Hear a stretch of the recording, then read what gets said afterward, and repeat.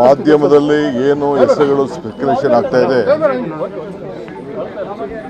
ಅದೆಲ್ಲ ಅಧಿಕೃತ ಅಲ್ಲ. 10 ಗಂಟೆ ಮೇಲೆ 10 ಗಂಟೆನೋ ಮಧ್ಯಾಹ್ನ ನನಗೆ ಹೆಸರನ್ನ ದೆಹಲಿಯವರು ಕಳಿಸ್ಕೊಡ್ತಾರೆ.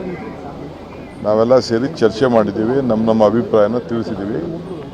ಅಂತಿಮ ತೀರ್ಮಾನ ದೆಹಲಿಯವರು ಮಾಡಿ ನನಗೆ ಕಳಿಸ್ಕೊಡ್ತಾರೆ. ಆಮೇಲೆ ನಾನು ರಾಜಭವನ್ಗೆ ಪಟ್ಟಿಯನ್ನು ಕಳಿಸ್ಕೊಡ್ತೇನೆ. ಇಷ್ಟು ಮಾತ್ರ ಹೇಳಲಿಕ್ಕೆ ಬಯಸ್ತೇನೆ.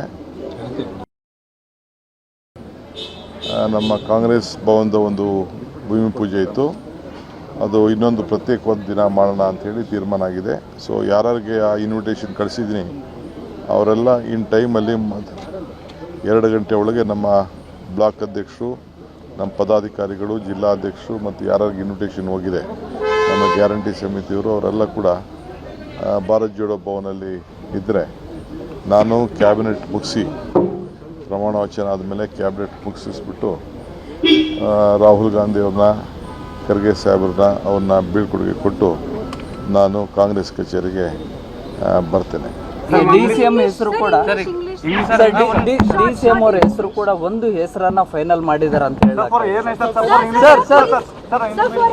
ಮಾಧ್ಯಮದಲ್ಲಿ ಏನು ಹೆಸರುಗಳು ಸ್ಪೆಕ್ಯುಲೇಷನ್ ಆಗ್ತಾ ಇದೆ ಅದೆಲ್ಲ ಅಧಿಕೃತ ಅಲ್ಲ. 10 ಗಂಟೆ ಮೇಲೆ 10 ಗಂಟೆನೋ ಮಧ್ಯಾಹ್ನ ನನಗೆ ಹೆಸರನ್ನ ದೆಹಲಿಯವರು ಕಳಿಸ್ಕೊಡ್ತಾರೆ. ನಾವೆಲ್ಲ ಸೇರಿ ಚರ್ಚೆ ಮಾಡಿದ್ದೀವಿ, ನಮ್ಮ ಅಭಿಪ್ರಾಯನ ತಿಳಿಸಿದ್ದೀವಿ. ಅಂತಿಮ ತೀರ್ಮಾನ ದೆಹಲಿಯವರು ಮಾಡಿ ನನಗೆ ಕಳಿಸ್ಕೊಡ್ತಾರೆ. ಆಮೇಲೆ ನಾನು ರಾಜಭವನ್ಗೆ ಪಟ್ಟಿಯನ್ನು ಕಳಿಸ್ಕೊಡ್ತೇನೆ. ಇಷ್ಟು ಮಾತ್ರ ಹೇಳಲಿಕ್ಕೆ ಬಯಸ್ತೇನೆ. ನಮ್ಮ ಕಾಂಗ್ರೆಸ್ ಭವನದ ಒಂದು ಭೂಮಿ ಪೂಜೆ ಇತ್ತು, ಅದು ಇನ್ನೊಂದು ಪ್ರತ್ಯೇಕವಾದ ದಿನ ಮಾಡೋಣ ಅಂಥೇಳಿ ತೀರ್ಮಾನ ಆಗಿದೆ.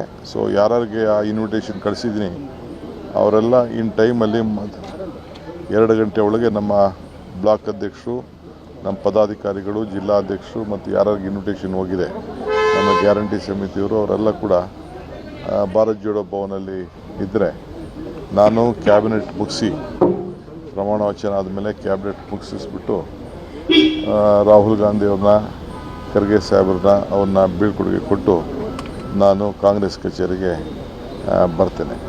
ಡಿಸಿಎಂ ಹೆಸರು ಕೂಡ ಡಿಸಿಎಂ ಅವರ ಹೆಸರು ಕೂಡ ಒಂದು ಹೆಸರನ್ನ ಫೈನಲ್ ಮಾಡಿದಾರೆ ಅಂತ